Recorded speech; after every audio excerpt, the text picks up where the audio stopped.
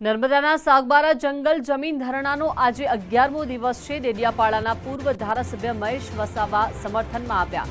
આદિવાસી ખેડૂતોના ધરણાની કમાન મહિલાઓએ સંભાળી છે।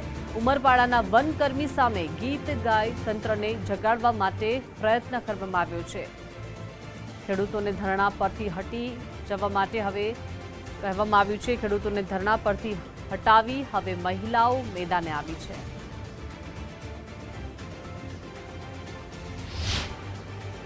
ઉમરપાડા તાલુકો અને સાગબારા તાલુકો આ બંને મિક્સ છે અને એ જમીનો વર્ષોથી 2000 થી ખેડે છે। આ 2026 ચાલે તો 2025 એટલે કહેવાનો મતલબ 25 વર્ષ થઈ ગયા આ લોકો જમીનો ખેડે છે છતાં એને ખેડવા નથી દેતા।